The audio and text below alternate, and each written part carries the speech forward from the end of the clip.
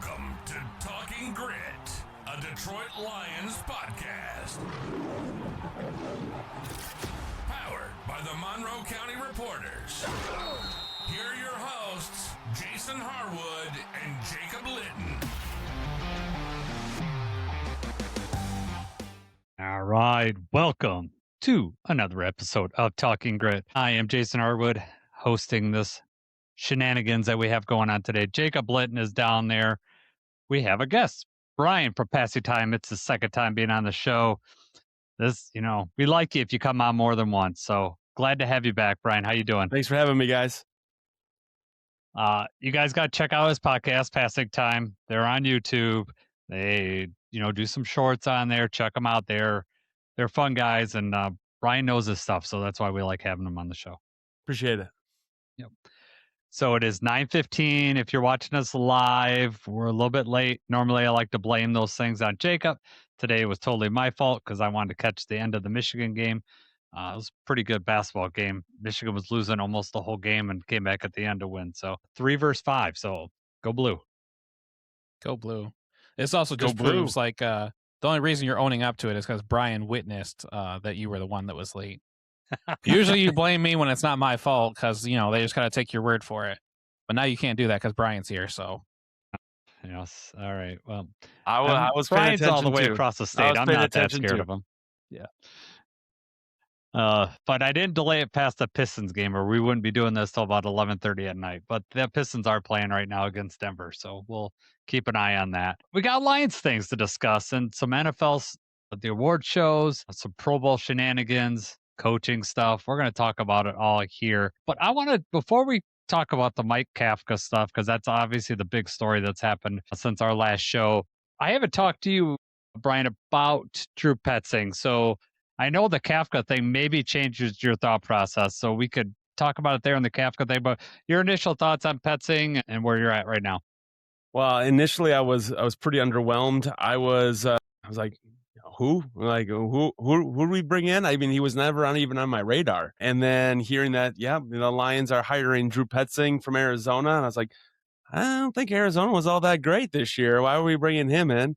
But seeing like the combo of him and Mike Kafka is going to be for me a lot better. It's going to be it's stronger. I feel like they're going to complement each other a lot, quite a bit. And that run pass connection, I think that's going to be huge. Now, in saying all that, like I was a Mike McDaniel guy. I was hopeful. I was those were my dreams, and I was going tonight saying my prayers and hoping that we would have the mad scientist coming to Detroit, but it sounds like he wasn't a fit.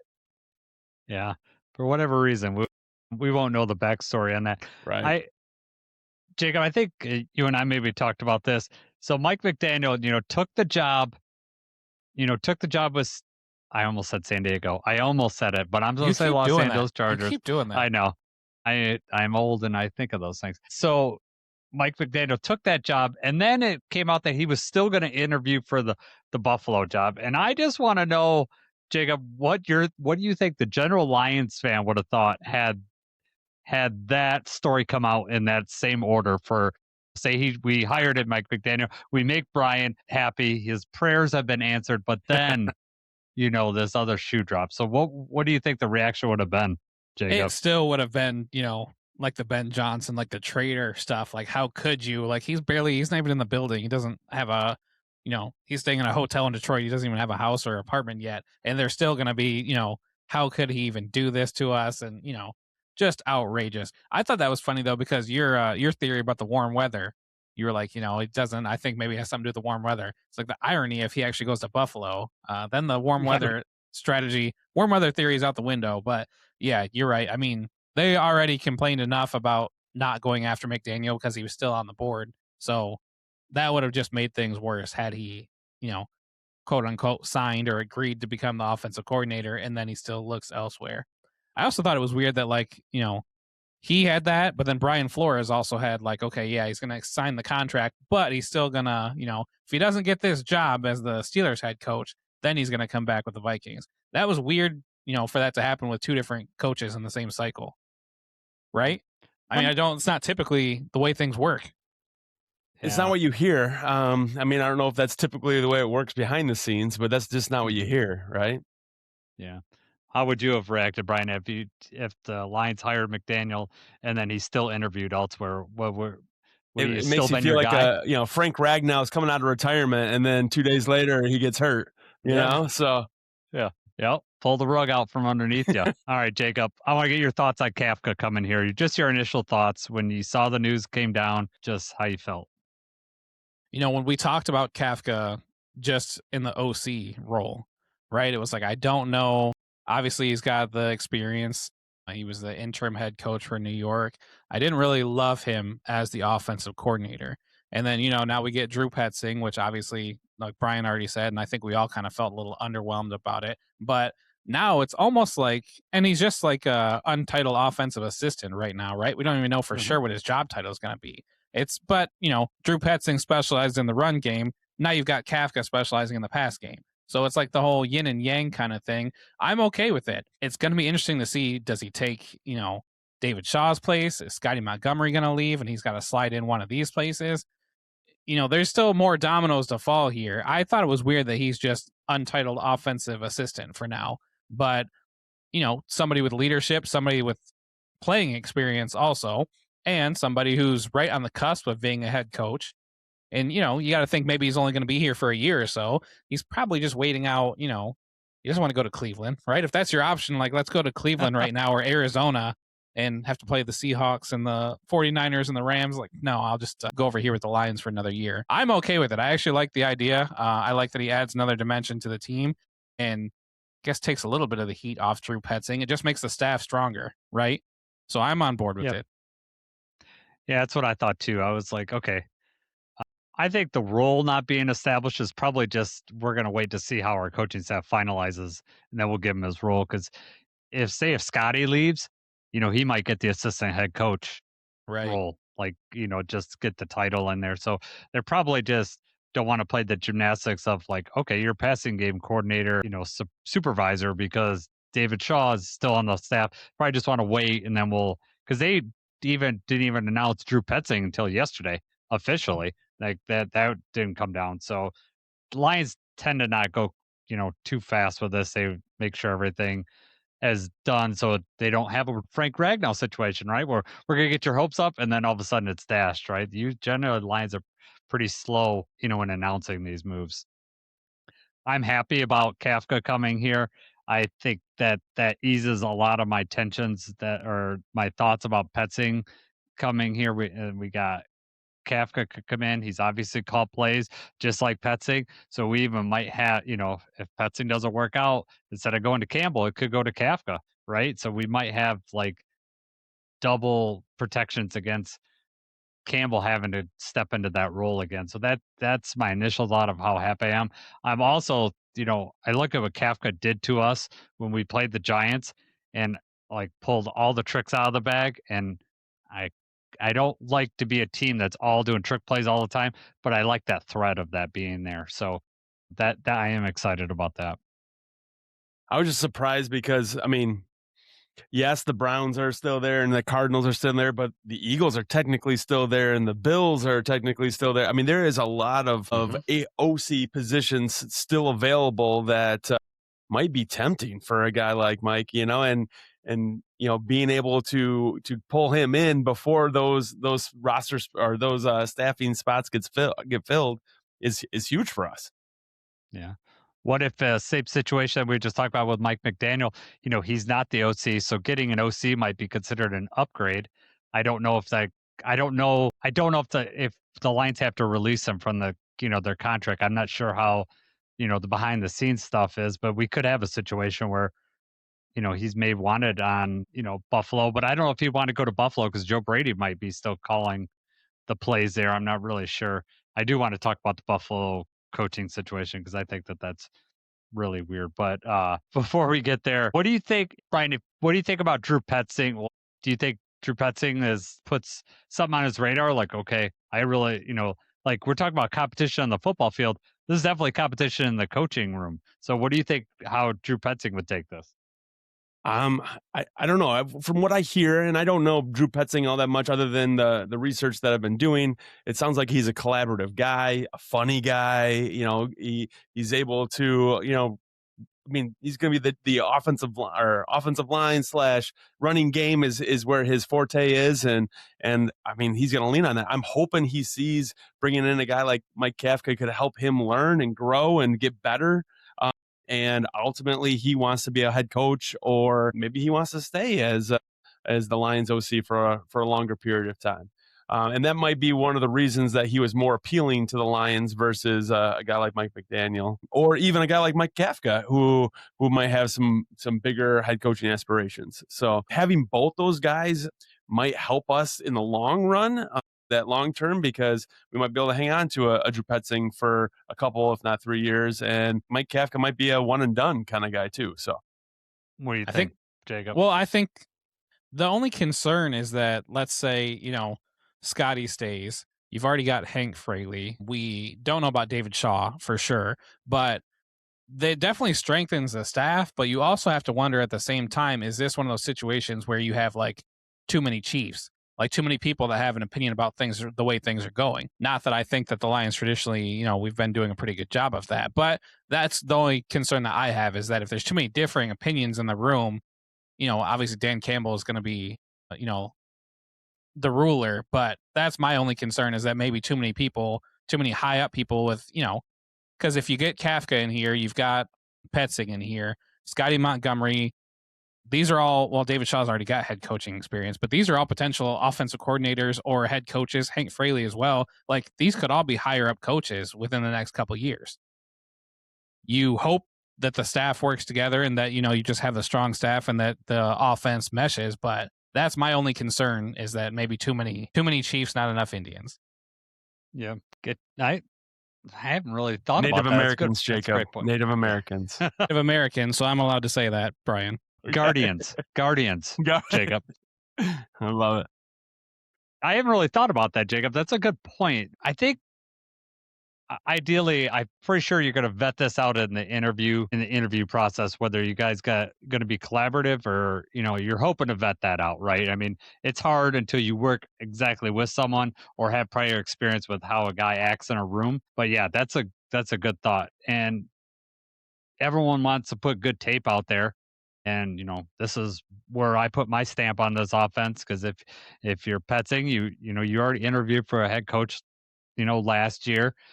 Kafka interviewed for the Titans head coach this year. So, I mean, you still want, you want to be able to put your name out there. Those guys want to advance. So that's a valid thought. I think you kind of mentioned already about this, Jacob, but do you think that this is that we hire Kafka in anticipation that we're going to lose Shaw or Montgomery?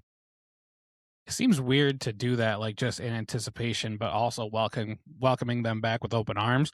But they've obviously had these discussions behind closed doors. So who's to say that we haven't already mutually agreed with David Shaw, like, to move on, And Scotty, obviously Scotty's always had those aspirations, and for him interviewing in Baltimore to be the offensive coordinator, which he would be great at, right? Like, what a good opportunity for Scotty. I don't want him to leave, but that just makes sense for him to do that too. So they had to have had those conversations, but I don't think that necessarily means that the writing's on the wall and that they're both going to be gone for sure. What about you? Do you agree? How you feeling, Brian? I agree. I think that probably Shaw is one of the first probably to be out the door. His ties with Johnny Morton, his, maybe not being a perfect fit for what we've had thus far. And so I can see Shaw being probably that first guy out, but Scotty, I mean, I think you're right. I mean, he has those aspirations. I think he's deserving. I think it's interesting that, we didn't give him the spot here in Detroit, but that he hopefully he has an opportunity somewhere else. So.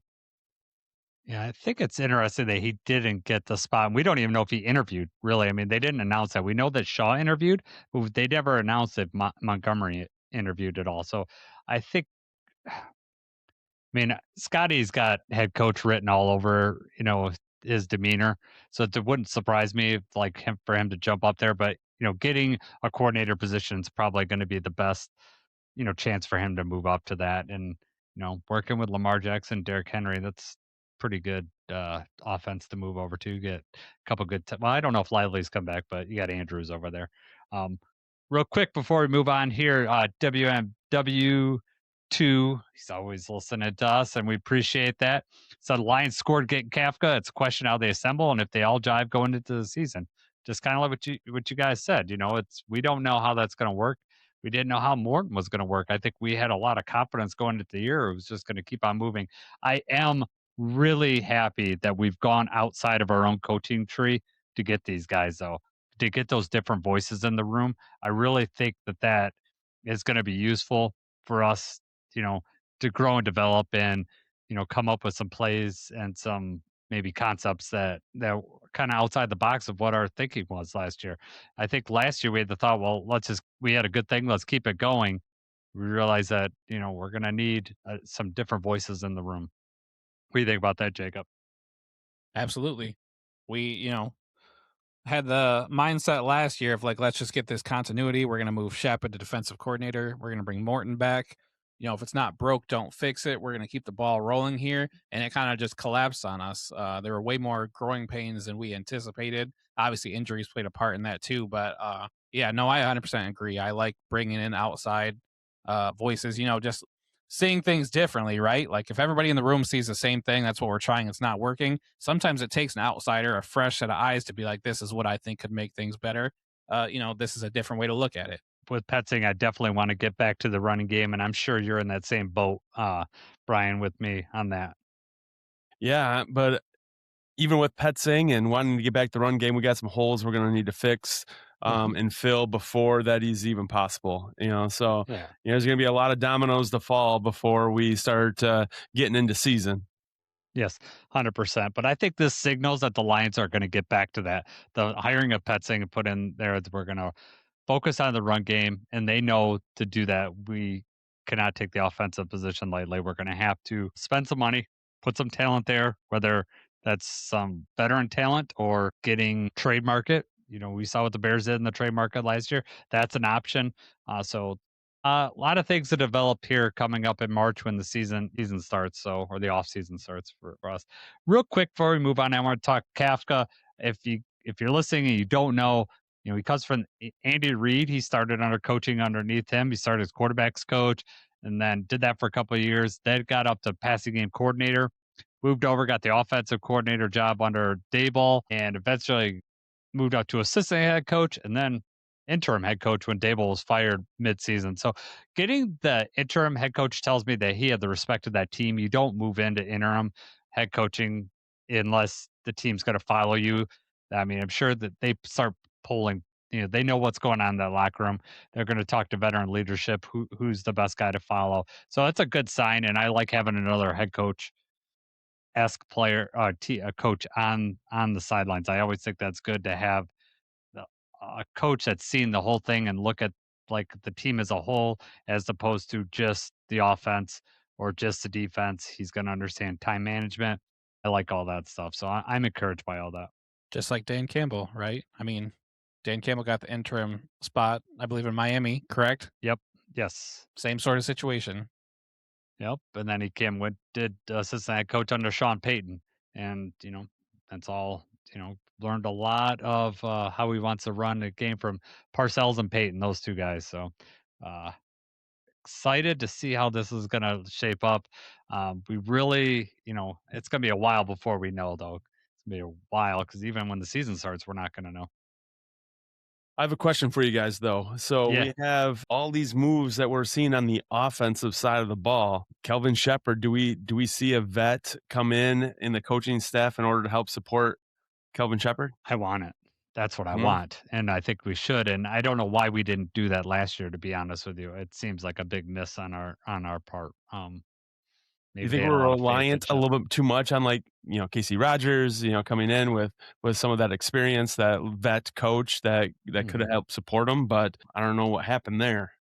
Yeah, well, even with AG, we talked about this a couple podcasts ago, I think, Jacob, having, a senior consultant, Capers. We had John Fox on that staff. So I would not be surprised if when all these coaches things shake out, I think there's going to be something after all these. There's just so many head coaching jobs and just defensive coordinator. When all that shakes out, then there'll be someone that, probably be on our radar. What do you think, Jacob? Maybe McDermott wants to take a year off from being a head coach or coordinator, and he's just going to come be an assistant in Detroit. I'd be okay with that. I'd be okay with that too. Yeah, that'd be all right. He probably come in, love the dome, right? Have to sit outside all the time. Buffalo, he'd be like, "Oh, this is great." All right. All right, let us move on to the offseason awards. We're not necessarily going to go player by player in these, so we're not going to get bogged down in details, but just anything that you guys are interested in, we could talk about. We're going to start here. Let me get this up on the screen. We're going to start here with the MVP. All quarterbacks except for Christian McCaffrey. Christian McCaffrey probably does not have a chance in hell of winning this award. So, Brian, who's your pick on that? I know we're not MVP. I think we'll throw a pick out there. I think it's pretty obvious who I would pick, but I think it's pretty obvious. It's down to 2 at the very, very most, and Stafford probably ran away with it. So, what do you think, Jacob? Yeah, I agreed. It was nice how it was kind of like a 2-man race towards the end. But Stafford just did too much. He deserved it. He earned it. Pains me to say. How do you feel about Stafford winning MVP? Super Bowl? I feel? Yeah. Super Bowl. I'm okay with it. Won't get another Super Bowl this year, but I'm happy that they're not in the Super Bowl. I've went on there that I just couldn't take that mentally, the Rams being that far, and I'm glad that Super Bowl is going to be stress-free for me. But Stafford getting this, I think this pretty much locks him for the Hall of Fame. I'd be shocked if he doesn't make the Hall of Fame now after getting this MVP, because that was, he obviously won the Super Bowl, which is really helps you get in there, and then getting an MVP that was just missing from his trophy case, and now it's there, and he deserves it this year. His stats were just unbelievable, but every game I caught of him, he's making unbelievably tight throws too. It also helps that Puka Nacua can catch everything, but he's in that wild card game where that touchdown throw to Parkinson was just unbelievable, and he made a similar throw in this last game too. His arm talent's unbelievable. We know that. It was like that. The shame thing is he was in Detroit so long that people didn't get to see this, and we saw this on the weekly. But he would also make a bonehead mistake here or there, but he was trying to win every game by himself. Yes. Yeah, and this year, you look at 46 touchdowns to 8 interceptions. That's ridiculous. Yes, yeah. I'm happy. I'm happy he's going to win this, and I'm also equally happy that he's not in the Super Bowl too. I'll have to listen to Kelly. All right, Defensive Player of the Year. I wonder who's going to win this award. It's shocking. It is nice to see Aiden's name in this 5, though. I will say that. So we could speak on that. What does that mean coming off the injury, Jacob, to you that Aiden Hutchinson made it in this top 5? Oh, that's awesome for the team. It's awesome for Hutch to be able to come back. A lot of people were doubting his ability. Is he going to lose some of that edge that he has? Is he, the motor not going to be the same? And, we knew right from training camp that it was going to be. Right. And he still didn't get a whole lot of help amongst the defensive line, and he still had an impact. Obviously not as much as Myles Garrett. I would be shocked if this was not a unanimous vote. And honestly, looking at this list, I think Hutch is probably maybe like 4th or 5th in the voting on here. I'm not sure, but it's awesome that he's a finalist, some recognition for the work that he's put in. There's no argument there. Yeah. It's awesome that Hutch is there just to be recognized, but Myles Garrett is the man. So if you guys listen to Rod Allen when he was announcing for the Tigers, he'd always say for Miguel Cabrera, we need a different league for this guy. That's what I almost feel like from Myles Garrett. Like, you just need a little higher up league for him. He's just unbelievable. Can you imagine Myles Garrett, though, on like a good team? Yes, I was just going to say that. Right? Oh, man. I know that, I don't know. He did it to himself, though. He could have got out there when he wanted, and he decided that the money is the most important thing to him, by signing those contracts and whatnot. he had his outs, but he's like, I'm never going to play there. Oh wait, you're going to give me $45 million a year? Yes, I'll play Yeah, there. right. Never mind. Exactly. All right, offensive player of the year, which is always weird to me because like feels like this should be the same people as the MVP, but it's not. I don't know. Remember, MVP is quarterback. Offense player of the year is where they But can take Drake somebody May's else. in here. That's what I don't understand. Like, Because they're not going to give him MVP. We'll put him in both of these to make him feel better. He's not going to get off. He's not going to get this either. Yeah. So I think these names are interesting. JSN, from the beginning of the year, you would have never thought that JSN would have been on here. Drake May would probably be in that category. Christian McCaffrey only because of the injury. So that's pretty amazing. But I think you could imagine that Puka Nacua and Bijan would have been in here. Who, if you had to vote, Jacob, who would you take out of these 5 for Offensive Player of the Year? For me, I think it would come down to Puka or JSN. And I also think if you're looking at, the team around you and who's throwing you the ball and all the different factors, plus coming out of nowhere, I think I would vote for JSN. Okay. That's what I was voting for too, man. I mean, the guy's, 17, almost 1,800 receiving yards. The guy's a stud this year. Christian McCaffrey had a really, really nice year, and yes, and he could be on that list. If it was up for me, I'd probably be between Puka and Christian McCaffrey. JSN, I don't know how could I not vote for JSN too, but Puka, I just made some amazing catches. Now that's coming after JSN made that one-handed grab against the sideline. Now, did you realize that was a no-looker from Sam Darnold too? It was. Watch the replay. Sam Darnold's looking in the middle of the field and throws that like no look. That was a crazy play. I got to know what he's got on his glove for him to snag it like that, because it like just stopped. It didn't even move. It like just stopped in his hands. It's crazy. Yeah. So we're all in agreement. Drake May doesn't get this award. Okay, good. All right. Offensive Rookie of the Year. I think at the beginning of the year and probably halfway through the year, Emeka Egbuka was just going to run away with this award. At some point, I think Tatora McMillan kind of maybe overshadowed him or overtook it here. Travion Henderson looked really, really good this year too.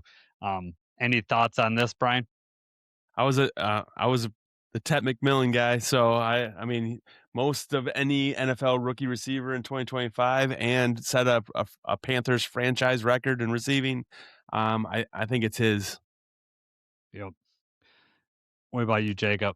Yeah, and for the Panthers to kind of turn it around and come back and win that division, like that's awesome. And for me, anyway, this was a year that no one's running away with this award. I mean, I wouldn't be shocked if any of the guys on this list got it, right? I don't think that there's necessarily like a clear cut.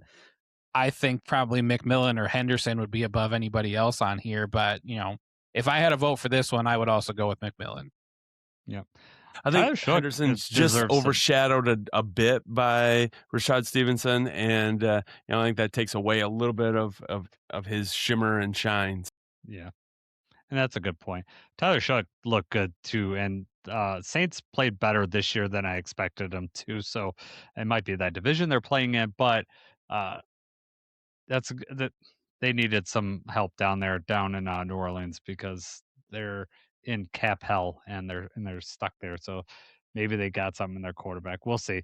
Jackson Dart needs to learn to slide, or get out of bounds. He's not going to last too long if he doesn't do that. He still thinks he's untouchable. Yeah, he's exciting though. That Giants team is going to be interesting moving forward here. I know, with Harbaugh. Like the thing is that like the Giants were in so many games this year and they lost. So like they're closer than people think based on their record, and getting Harbaugh in there, maybe, regardless of what you think about Harbaugh, he's definitely raised the floor at least. You're going to be a technically sound team. You're going to be a well-run team, but we'll see. They still have the GM there, so he's still the ones making the pick. So we'll see how that works out. All right. defensive rookie of the year. Could have used some of these guys on our team. But Nick Imanowarrior is I've been really impressed with him this year. But all the Browns fans will say Carson Schlesinger deserves it. So do you got any thoughts, Jacob? I would agree with what you just said with the Browns fans. I think Carson Schlesinger, the same as the offensive rookie of the year thing for me, though. It's like, man, there's just not anybody that ran away with it. But I think Schlesinger was a starter pretty early on, right? And was like kind of an impact player for the defense, where the rest of these guys maybe had some growing pains. It kind of hurts to see Imanowarrior over there because that's somebody that we had our eye on that we were maybe hoping would come to the Lions. Mm-hmm. Good for him. Abdul Carter, also up and down, but was an impact player. Same could be said for James Pierce. So if I had a vote here, I would go with Carson. Yeah, that's what I think. Where are you at, Brian? Same. Yeah, 146 tackles. Jacob, you're right. I mean, he started 16 of the 17 games, so the guy was a stud. Yep, it's good. Well, the Browns had Second so many round draft pick. picks. Second round pick too. So I mean, you got that going for him. Exactly. They had so many picks in there in Cleveland. So and no one wants to coach them, but they'll play. Yeah. What round was Xavier Watts drafted in? Now, because I just said that, and I think he might have been a third rounder. Yes, third round, 96th overall, Xavier Watts. We could use the safety, maybe. We're going to find out. All right, Cutback Player of the Year. Our boy Aiden's on here. We were hoping he'd be on here at the beginning of the year, just because that means he had a solid year, and obviously he's on there. But there's some really other deserving players on this list too. You'd say Trevor Lawrence came back. They won their division. Christian McCaffrey, is in the Offensive Player of the Year. So much like Aiden in Defensive Player of the Year, Christian McCaffrey made it all the way back. Dak Prescott had a heck of a season.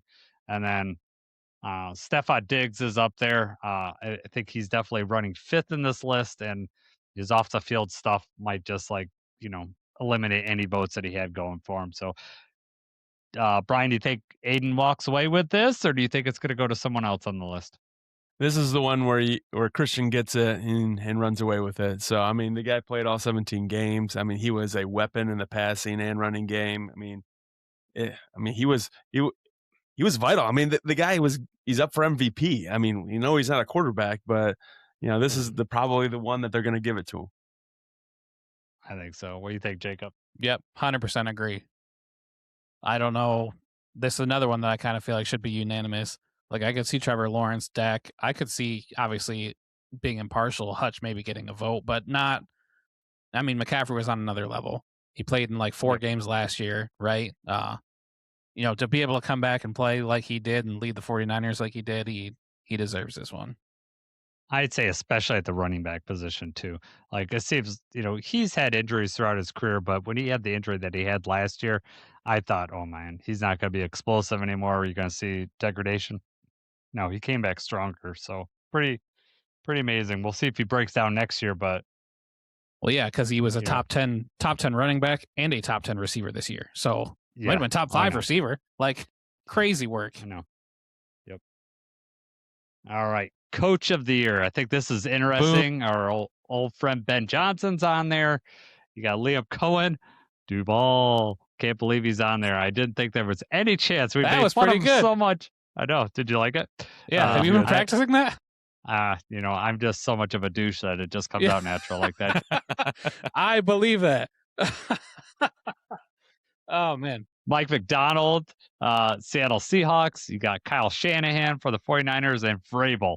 So 2 of the coaches on this list are in the Super Bowl, which this gets voted before the playoffs, so that playoff structure doesn't matter. So, Jacob, if you were going to give the award to one of these 5 coaches, who would you give it to? I would give it to Vrabel.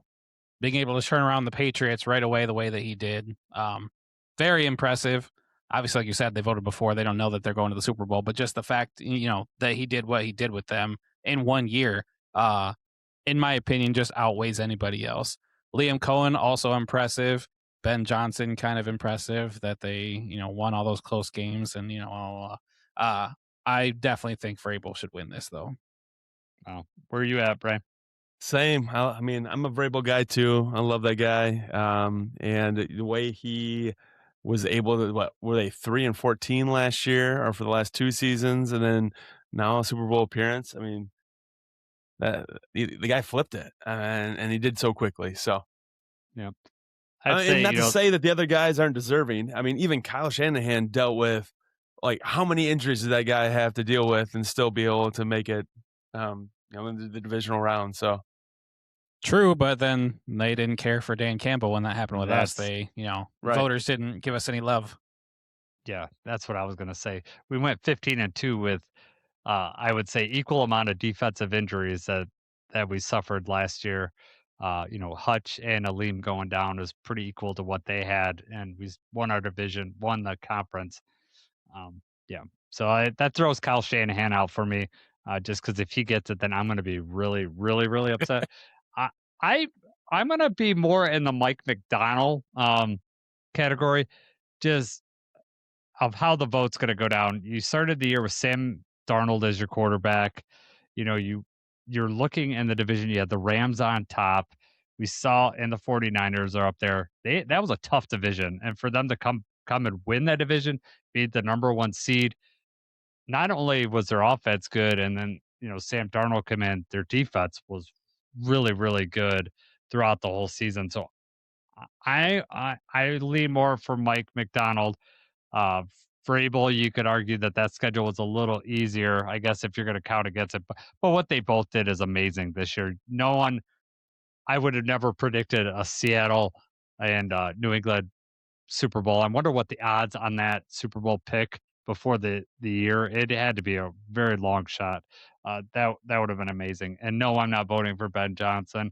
There's too many comeback lucky, just stuff that happened, and that's regardless of his Lions history. It has nothing to do there. There was just so much luck involved with that season, and getting a plus 22 in the turnovers, those fluctuates a lot. So that played a lot in there. And then Liam Cohen deserves it. I mean, you think about they win their division, right?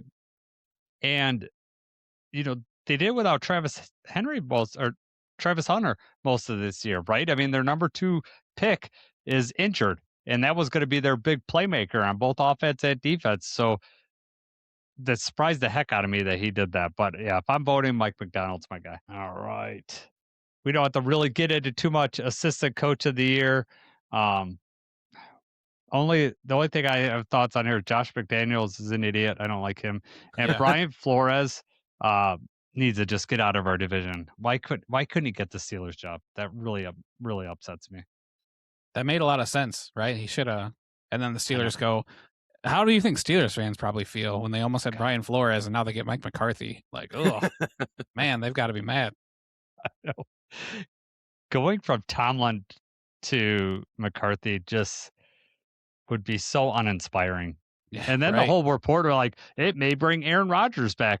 Are you excited about that? Why would you be excited about that? Mike McCarthy's excited about that. Why wouldn't he bring him back? Just get the whole gang back together. Bring all the same players from that Packers team and let them burn. Continue. Hey, he's got to do Steelers thing, just above mediocrity, and have a winning season. And I think Mike McCarthy's a perfect guy for that job. True. All right. I thought it was weird for the assistant coach of the year. Like, the guys on this list all did great, and we don't know if Kubiak's going to get a head coaching spot yet. But I mean, like Jesse Minter, he got the head coaching position. He's not a finalist for assistant coach. Robert Saleh for the 49ers. I mean, some of the high profile guys are not on there. Saleh not being on there is criminal. If you're going to put Kyle Shanahan in the coach of the year, how could you not put Saleh on there when you lose Bosa and Fred Warner from your defense? Right. And you still play really good defense. I don't understand it. Yeah. All right. That's it for the off-season awards. Hopefully we have more Lions like in the MVP talk next year that we can really get into it, or the offensive play of the year. I'd like to see Gibbs get a shot in there, or JMO. If you get the yardage up, get the touchdowns up, we might be able to see him. All right. I want to talk about what was announced today about the Pro Bowl, and specifically Shador Sanders making the Pro Bowl. You don't want to talk about Jared Goff? Well, I do want to talk about that, but that makes sense. What I want to talk about is what doesn't make sense, and that is Shador Sanders making the Pro Bowl. I wanted to barf, but I didn't. Jacob, when I sent you, did you know about it before I sent you that text about Shador Sanders? You knew about it? Okay. Well, I saw the alert. I was at work, I saw the alert, and I think you sent it to me not long after. But then you and JJ, my son, had both sent it to me at the exact same time. I was like, what the heck? Obviously, right away, I went to Tyler Huntley and that whole debacle.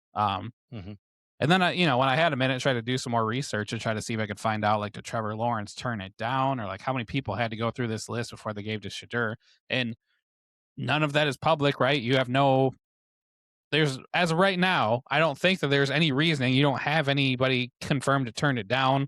Trevor Lawrence was the alternate, and now all of a sudden you got Sanders moving on to the Pro Bowl. So my guess is that they went down the list. A couple of these people turned it down, and then they just decided to go with Sanders. Same situation as Huntley. Maybe they were like, we need a little bit of spark. We need to keep things alive. Let's just put him in here. Just wild, crazy to me. I'm assuming you guys were just as shocked, right? Just as shocked. But here we are talking about it, right? So this is exactly what the NFL wants. 100%. Right. It really makes me upset. All right, Jacob, I looked it up, the Shador Sanders and the Dylan Gabriel stats. So, you got them there. Do you want to go over those real quick so we could, argue if Dylan Gabriel should have made it over Shador Sanders? I already went away from their record, but Shador Sanders, 1,400 yards, 7 touchdowns, 10 interceptions, passer rating of 68.1.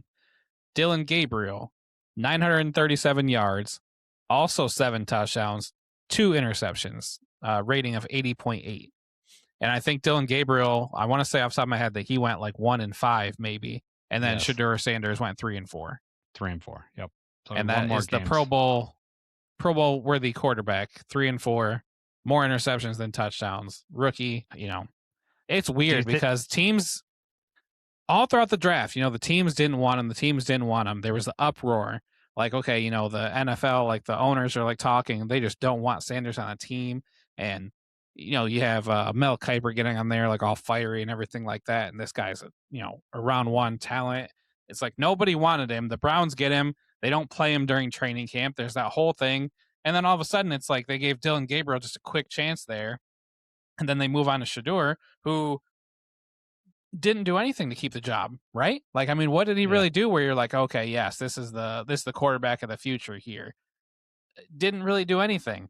And now here we are, the NFL's rewarding with a Pro Bowl. That's like making Bronny James All-Star reserve, right? Why? What have you done?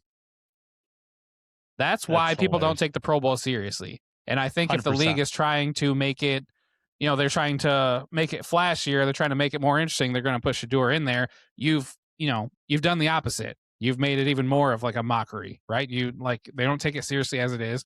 The players don't play very hard in it. The Pro Bowl games are actually cool, the dodgeball and the different things they do. I actually kind of like that, but it's a joke. Can we leave the Manning brothers at home and bring primetime in for one of the coaches? Yeah, why not, right? That was going to be my question, whether Deion's celebrating this Pro Bowl pick. He's I told you all, he's going to be, we've already retired his number at Colorado, and now he's a Pro Bowler in his first year. Yeah, retired his number. That's right. Yeah. I texted my Browns fan, and, just you guys finally got yourself a Pro Bowl quarterback, and yeah, nice laugh on that. It's just unbelievable. I just couldn't believe when I saw it. And I think it's all about, he's going to be there. People will be like, oh, I got to watch, I'll have to watch the quarterback competition because Shador will be there. And I'm so interested in that. The accuracy competitions that they put him through. Is he even going to hit anything? I mean, is it? Yeah, right. He's going to hit the mascot off the side. Yeah. It'd be the replacements or something like that. Yeah, that'll be but he'll have the biggest chain on that you've ever seen before in your life, I'm sure. That's true. So how far do you think he got down? How many? that's a good point that you made earlier, Jacob. How far are the quarterbacks that they get through that till they're like, we know Shador is going to say yes, but let's get through these other guys first. He's our fail. It's like your safe college. He's the fail safe. Like that's the yes school. They knew Shador was going to say yes. All right, boys. Let's move on let's talk a little bit about the championship games this week with Jacob and I will go through our picks and we'll just talk about some interesting stuff from the games. It's really fun weekend of watching football. Fun Sunday at least of watching football. Jacob, Patriots, Broncos. Both of us picked the Patriots. I said that was going to be a close game, and it was close. And I don't think it was just because of the weather. So, were you watching the whole game, Jacob? Because I worked at the beginning part of it. So, did you see? Were you watching everything or? It was not. I was watching the game. I was doing Okay. other things on that Sunday, so I was not, tuned into every single play. But Yeah. that first drive, I have a friend who's a Broncos fan, and after that first drive, is like, I think maybe they're okay. If Stidham, or it was a second drive, but if it's like if he can just command the offense, get the ball out, and just not make any mistakes, maybe they could move the ball, and maybe they can have a Nick Foles type situation. And then they just never had another good drive almost the rest of the right after when they didn't go for the points that went for it, it was like all downhill. Yeah. Yeah, I'm going to ask you both about that. We talked about he wasn't going to be able to have to. He's going to didn't have to play a perfect game, but he couldn't make a catastrophic mistake. And that the backwards pass was catastrophic. It led to the Patriots' only touchdown. So, Brian, what do you think of the game? I'm a defensive minded guy. I loved it. I mean, if you put Bo Nix back into that Broncos quarterback spot, that could be the difference maker. I mean, Stiddy did his best, but he made the poor decisions there towards the end. And not only that, but you look at Sean's decision to go for it on that fourth down. I mean, knowing that the weather's gonna turn, or maybe you didn't know. So I love the defensive side of that game. Yeah.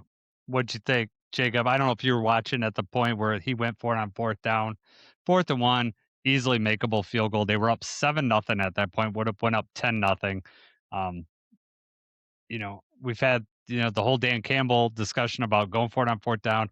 You know when to do it, when not to do it. I know hindsight's always 2020 when we talk about these things. What do you think about it, Jacob? Do you think You going know, up by 2 touchdowns was worth it at that point? I think it was. You're on. It's so early in the game. I mean, the weather. You have the weather being a factor, but you're not thinking about that necessarily at that time. I think the play call was not good, but I think that they said that they had a certain play. They called timeout. They looked at it. They decided to call a different play. They went with a pass, and it just didn't turn out. It was well defended by the Patriots, but that's huge because at that point, the Broncos defense is just all over New England, right? They can't do anything. They're in Drake May's face. They were just playing almost flawless on defense, really, to that point. So I think that's a huge momentum swing. They're at home, right? They're in Denver. That's huge to go up 14-0 there. Hindsight, they probably should have ran the ball. They should have called a different play and went with it there. But I think it was the right decision to go for it and try to pour it on and put the pressure on. Yeah. I'm wondering if he look at the crystal ball and see what the weather's going to do in the second half, he'd be like, man, going up by more than one score is vital here. But it all really comes out to City turning it over and then basically handing them a touchdown. That doesn't happen. It doesn't even matter about that field goal because they're going to win that game. My next question is, our buddy Jeremy Reisman hates snow games. He doesn't like that, especially in the playoffs. So what's your feeling about, Brian? Do you like that affecting a playoff game? Do you think it should be, indoors where, you're going to have a neutral play, at least a even playing field, or should weather be a factor in these games? I love it. I mean, boy, they're playing in the mud and the snow and the rain. You got to deal with the elements. I love it. And you have to adjust. What kind of team are you? You have to be well rounded. You can't just rely on one aspect. You look at what the Patriots have. They have 3 phases of really solid football. Look at the Seahawks. They have 3 phases of really solid football, and there were some weaknesses that went into the other 2 teams. And it didn't matter at that point that it snowed and nasty and nobody could move the ball more than 20 yards in a drive in that fourth quarter. The Patriots had those 3 phases of football. They played solid and they won that game. So what do you think, Jacob?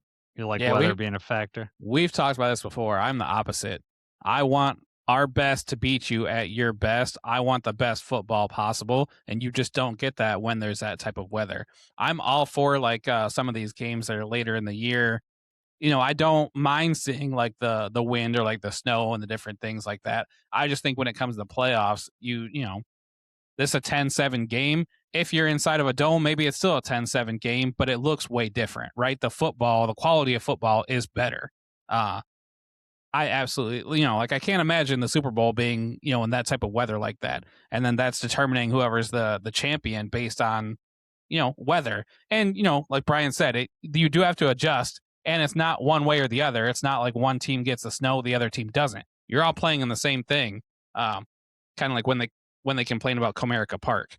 It's like everybody's playing at the same ball field. It's not like we move the wall back, when it's your turn to bat. So I get that aspect of it, but I would prefer playoff football be played indoors in warm weather. Absolutely. And let me ask you this then: does the home field advantage? Should we play at a neutral site because the crowd noise and the unbalance of power that goes along there that comes in as a factor as well? But also then you make the regular play. Season irrelevant. That's why you play the regular season. That's why their seeding is for home field advantage. I don't think that. I mean, in this situation, like New England's also a cold weather team. It was cold in New England. It was cold in Denver. Had they played in New England, there'd have been a foot of snow before the game even started. It's not like maybe like when Miami had to go up to, was it Buffalo or wherever Miami went, where Miami went from 70-degree weather to -4. Maybe that's something where it's like even more of an advantage for the home field. But no, I don't. The neutral site for the Super Bowl, absolutely, because then you've got AFC, NFC. But you would make the regular season not matter if you were just going to make the playoffs on a neutral site. I agree, but that's just another one of those factors, those intangibles that you have to take into consideration when we're having these two teams play. And Denver should have been able to utilize the advantage there. I mean, I know that both sides are cold weather teams, but Denver's at home. Get that crowd going. Don't lose the momentum. Have that crowd backing you all the way through in order to be a factor. It also didn't help that once the snow hit, Patriots are wearing white. That kind of turned out bad for the Broncos there. Yes. Yeah, you got hidden defenders all over. But I also think like that had to work against Drake May too, trying to throw anything. Like absolutely, it's hard to see. I don't think they really threw a whole lot, right? I mean, they stuck to the run, which is kind of what you have to do. Yeah. Well, every time I think of snow, hang on, sorry. Every time I think of snow, I go back to Shady McCoy. I go back to that Eagles-Lions game, and I just hate it. I'm like, forget playing in the snow, man. Yeah, that was a bad line sign. I just remember Calvin Johnson just getting thrown in the snow and his face mask just full of snowball. Snow. Snow. Yeah, crazy. All right, let's move on to the next game. Rams, Seahawks. Jacob, you and I both picked the Seahawks. That was a really good game. I really enjoyed watching this game. Weather did not impact this, but I think the 12 did impact this game. They, Seattle used that home field advantage that they earned. I think that's the difference that you guys are talking about. Like, you earned that home field advantage, and you could use that however you want. Weather's kind of independent, just gets thrown in there. But what did you guys think about Stafford in that game? I mean, he played lights out and still lost. And then has Darnold in the playoffs, has that surprised you? Because we saw what he did last year, right? It was like the last 2 games melted down. He looks poised to me in both the playoff games I've seen him play. So talk about Stafford and Darnold, and then I got some other questions about the game for you guys. You want to take it first, Brian? Darnold has grown. Darnold, he took his lumps last year, and he has learned from his mistakes, and he's grown. That guy, he seemed, like you said, poised. He is able to he's going to lead his team to a championship right now. So, I mean, it's crazy. Darnold was the difference maker, though. I mean, he did not crack under pressure, and the pressure elevated late in the game. And especially like for McDonald to have as much confidence in Darnold as he did, that it's like, hey, you know what? I know we wanted to run out the clock here, but we want to finish this thing off, and to let Darnold throw the ball those couple times, and to have the success that they did there too, just speaks volumes for that. But Darnold pretty much had to play a very clean, almost perfect game for them to be able to come away with this win, and he did. Right? He went toe to toe with Stafford. Darnold had 346 yards, 3 touchdowns, no picks. Stafford, 374 yards, 3 touchdowns, no picks. This was the kind of football that I'm talking about. And had they been playing in a foot of snow, Brian, this doesn't happen. It makes you, have to rely on a Kenneth Walker or Kyron Williams, and who's going to come out on top in that regards. Who's going to be? It's going to be a battle of the O lines and the D lines, and you put those into play. So this is not just it's almost a different game. Right, it is 100%. It takes Darnold and Stafford a little bit out of it, and you put relying on the rest of your team. That's why there's 11 guys on the field. That's why there's 3 phases, and that's why the Rams lost this game. I mean, that fumbled or muff punt, it was a difference maker, huge turning point in this game. So, yeah, and all season the Rams, either getting their field goals blocked, or its special teams has been bad for them all year, and I think that's. When you listen to Dan Campbell with Lions, that we play all 3 phases. And I know our special teams was not dynamite this year. I think it got better in the second half of the year compared to the first half of the year. But this is why, because a play like that, like you said, Brian, changed the whole outcome of that game, because the quarterbacks are playing lights out. I was still holding my breath when Darnold threw that touchdown to Bobo. I was like, I thought it was going to be intercepted, and it just fell in his arms. I was like, oh my God, because I just keep thinking Stafford or Darnold's going to make a mistake, and he didn't. He played lights out. It was impressive football. Right, All right. sure. I want to ask you, Jacob, about this. There was a DPI on this game that was not called on Rashid Shaheed on the sidelines, where they just shoved him. They questioned whether it was catchable. I certainly think it was catchable. Do you like? How do the Rams keep getting away with DPI in the playoffs in the NFC Championship game? It's crap. They have a history of that. They're paying off the refs. No, I mean, it brings up what we just talked about with the game before. I know I can't remember. It was in the Bears game, right? Where it was just like, I don't know how you call pass interference in that situation. And there's some tough times where it's like, it looks like it should be PI, but they're going to let him play, or they're not going to let him play. Pass interference on defense is broken. It's broken in general, but I mean, like, they can't seem to get it right. It's not reviewable, so they just kind of have to go with the field. They let it go. You've got some really bad ones, like the Saints, obviously the worst one of all time, but I don't understand it anymore. Yeah. It angers me that it's not reviewable, because he 2-hand shoves him right in the back on the sideline. So, Brian, did you think it was catchable? Should have been DPI? They glossed over that so quick. They said, it's not catchable, and they moved on really quickly. They didn't replay it very much. I mean, they were just trying to cover themselves. It was a blatant DPI. Yeah. But in saying that, if you start to slow this down and review these plays, I mean, it's gonna change the whole dynamic of the game. It could be every play that there's been hands-on or hand fighting, and what's going to be allowed and what's not going to be allowed. I get it in the playoffs. You're going to let these guys play a little bit more than you would early on. I wish it would be like that all the way through the season, where you're letting the defense at least play a position without having, you touch a guy and it's illegal contact or holding or DPI. And I mean, it's an offensive geared game in the regular season. They want points, they want excitement, but in the playoffs they let the guys play a little bit more, and I can appreciate that. I thought it was a DPI. I thought it was pretty blatant. I thought it was catchable, but they've been letting the guys play the whole game. Yeah, you 2-hand shove a guy in the back, though. I mean, that's about as blatant as you're going to get. There's no hand fighting there. He just jagged him in the back, so that made me mad. But one play that I thought was crazy was Woolen again, doing the taunting penalty. That was like a third and, I don't know, what was that, 3rd and 13, something like that. 3rd and 12. It was third double digits. I know that. And then he, gets a pass breakup and then just goes to the sideline. Jacob, do you think taunting should have been called there, Or do you think you take into consideration how important that call is for the game, or shouldn't it matter? They should just call it if taunting's taunting. I hate the taunting thing this year too. But I mean, if you're Tariq Woolen, obviously you're fired up after the play. They kind of let him, they let him do more than what normally they let him do. You can't be over there on their sideline just, going off on them. Say, if you want to say, lockdown, whatever you're going to be talking your crap to them, then you go back to your sideline. You can't stand there for however long it had been and just be yelling at them. That was a situation where it almost seemed like the ref maybe didn't want to have to throw the flag, but it was like, I have to. You can't not in that situation then because he made it so blatantly obvious. And then it's way worse that it happened on that third down. And then it makes it even worse that Puka scores on the next play. It's just a terrible, had they not won that game, they're wanting Woolen off the team. I'm sure the Seahawks fans are going crazy. Yep. What do you think, Brian? Would you call taunting there?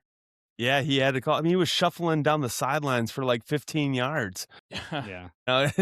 What are you supposed to do? Go celebrate with your team. Go, do your celebration away from. Let them know that you're there. Let them know that you guys are winning this game. Let them know that you're the best. But at the same time, go celebrate with your guys. Yeah, I think some of those guys on the Rams sideline suckered him into that, and they were talking trash back, and he couldn't walk away from it. He just, I think he didn't. Yeah, well, no, I mean, just mentally, he couldn't do it, man. It was true. I was it's a so big mad. moment. Adrenaline's flowing and everything. Like, at least that is justifiable, and it's not like he got up and flexed, and then they just threw the flag right away. Yeah, because I hate that. Or it's like, oh, he looked at him menacingly, so we're gonna call this penalty. Like, yeah, it's so soft. But this one, they didn't have a choice. Yeah, I was just so mad in the moment because I really wanted the Seahawks to win that game, and I was like, oh my god, this gives them the open door, and luckily it didn't matter in the end of the game. But in the moment, it should have been called. You're right. He was goaded into it, but he was trying to let them know who was boss, and I'd be super excited in that moment too. But you got to know that you can't be selfish in that moment. You need to go to your sideline and talk all the crap you want over there to your teammates. But yeah, you could see the ref letting him go, and then finally it was like, I gotta throw a flag in. That's oh god, terrible. All right, so we'll talk next week about the Super Bowl matchup and who our picks are going to be there.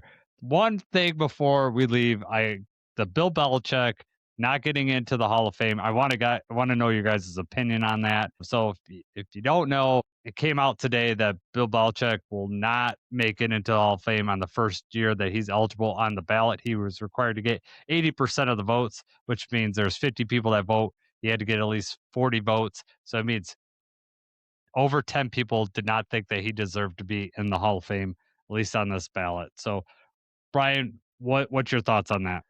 I think if you had a Mount Rushmore of NFL coaches, I mean, he's on there, right? And that's what's crazy. Yes, it's maddening. Jacob, you think the cheating scandals did this? What do you think? Was the reason why he's not in there? Maybe. I guess that's an angle to look at it. I don't. There's not a good reason. I don't know. It just doesn't make any sense, right?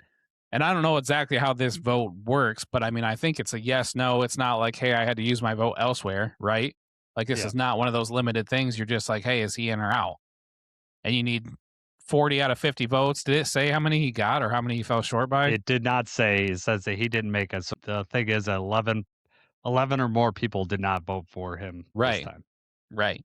Yeah. No, insane. I don't know if it's just, maybe the voters are people that he's made angry in the past. It's like Survivor, people that he's cut off, and now they have to vote for him to win. And they're like, no, I don't think so. There's some rumors going around, certain politics and certain things. Like, I saw online, it said like Bill Polian had a hand in keeping him out, or like they punished Kraft, like they didn't let Kraft in the Hall of Fame right away. So now they're going to punish Belichick for the Spygate and the stuff like that. I mean, I guess that would make sense or put a reason on it, but it just doesn't. There's just no need. Obviously, like, his accolades speak for themselves. He's been around long enough. He's met the requirements. What are we doing? Yeah, I think it's dumb too. Well, and Robert Kraft moved on like to the next round. He's he's a finalist or whatever. And I don't know if anything had to do with his team doing well this year without either Belichick or Brady, but it's ridiculous that he didn't make it. I know that they had the cheating thing, but he's won so many Super Bowls. Even that as a coordinator, he's won 2 additional Super Bowls as a coordinator. The guy's been around championship teams his whole career. It blew my mind when I saw that he didn't make it. Yeah, maybe this is more like the Baseball Hall of Fame than we thought. So I said before, we just talked about that and how they're way into the steroids and the different things and making people wait a year or two for things that happened, or not being unanimous when they obviously should be unanimous, not being first ballot when they obviously should be first ballot. All that stuff happens for Baseball Hall of Fame, but not typically like this for football. So this is just really weird. Yep. How would you feel if this comes out? Like, let's say they announce that he only got like 10 out of the 50 votes that he needed. Would you be like, okay, yeah, something's up. They did something to him. Up. I mean, it's got to come down to that cheating stuff. And so I think that if you read the Bill Polian thing, it came from an anonymous source, but it was essentially that they didn't think that he deserved to go on the first ballot Hall of Fame. And, that is related to the baseball stuff with the steroid scandal. I mean, those guys are being punished outside of just the first year. But there are certain people that don't believe that you should be in a first ballot, like somehow that is, some sort of sacred ground. However, Bill Belichick, you could say, would he have done it without Brady? We don't know. They were together. They were a team. They won those Super Bowls. And not only that, they were super competitive in pretty much every season, winning division after division. Yeah, he should have been in first ballot, and it should be not even a question. That's why it's so shocking. That's why we're talking about it. First ballot or not, I mean, you deserve it or you don't, right? I mean, it's over with. Like you said, I don't know. But if you're just going to go think they're better than you by being first ballot versus waiting till second, I mean, he could be second ballot. Doesn't change the fact that he's got more Super Bowls than pretty much anyone else in there. He's like second in wins, right? I mean, he's like towards the top of any stat you could possibly pull up. Yes. No. And I mean, and also you could say he did it in an era which it was very difficult to consistently win in the parity of the NFL. Like you just had teams that we saw it this year. There was only one repeat division winner, this whole season. So there's people coming from last place up to first place. It was very difficult in the salary cap era to keep a team like that together. I think Brady had a lot to do with that, accepting the contracts that he did. And I think that, there's, especially Brady going and winning it with the Bucks, puts it more in the Brady camp rather than the Belichick camp. But they were a team unit. And I think that if you're looking at anybody in the history of this game, he's definitely, he should be in the first ballot. I just don't think the cheating stuff outweighs that, because I think everyone kind of does stuff like that. And just Belichick was caught. And I think Belichick rubs people the wrong way in a lot of things he does. So people look for things to punish him. Right. So I said, if you're not well liked by those voters that are in that room, if you got a couple people that hate you, then, All right, Brian, tell us, before we take off here, tell us what you got going on at Petzing, where people can catch you, and what else you got going on? Yeah, Passing Time Pod, Detroit Lions Talk. We're on YouTube. If you look down here, you can see my little tag there on YouTube. We're also on TikTok and Instagram a little bit there. We dabble, if you will. But it's just a buddy of mine, Rob, and I, who like Detroit Lions. We're fans. We're not insiders. I'm an educator, so we talked about the passing of time in the hallways, and I always was talking with a buddy about the Detroit Lions, and I'm like, this is perfect. This is what I want to do, and so we dive into it weekly and throw out as much content as we can, and I like to hang out with guys like Jason and Jacob here. So if you have it in you, come check us out and give us a little like and subscribe. So yeah. I encourage you guys to do that. I'll link it in the description below so you could check that out. So, Jacob, you got your kids' basketball game tomorrow. Milo's game, right? So, you're head coach. Practice on Wednesdays. The games are Sundays. Games are Sundays. Okay. Yes, so, how did he do in his last game? Last game we actually won. We lost the first two. We won the last one, so that was good. Starting to come together as a team a little bit, but this is third and fourth grade basketball, so we practice on Wednesday. fun. I set up, So you know, fun. some little plays, teach them how to do some picks and different stuff like that. And by the time Sunday rolls around, they're like, what does that mean? I don't know what you're talking about. And then, you know, there's way too much grandmas in the crowd and they're waving to grandma and it's like, rebound. Like, you know, I have a lot of patience for stuff like that. So it doesn't get to me, but obviously I want to win. So, and I want them to do well. And they've been doing better. Yeah. Jacob has a lot of patience, and that's why he could deal with me over here, constantly mispronouncing things or, you know, doing whatever I do over here. Jacob, my parting shot before I leave here is if I'd have known the Lions were going to hire so many bald guys, I would have put my hat in the ring. I would have just been like, actually, I would have taken my hat off, put it in the ring so they could see I was bald, and then maybe I would have had a shot. I mean, I'll take equipment manager. I'll do anything just to get down think it's an there. attention grabber. It kind of blinds you. Like if the light hits It the right way, does. you're like, oh man. But you That's know, right. You know, maybe they'll just paint like, you know, what personnel they want on the field on their head. Like if they're on the sidelines and we're like 12 personnel and Kafka put his head down, they'll be like, all right, 12. yeah. Nice. Those are college signs, right? So yeah, exactly. Yeah, they just hang out, you know, college kids, they're, you know, too busy studying, so they don't have time to practice like that. All right. For Brian at Passing Time and my buddy Jacob, I'm Jason. We'll catch you next week. We'll get ready for the Super Bowl, talk about any Lions news that come out. So thanks for joining us, and go Lions.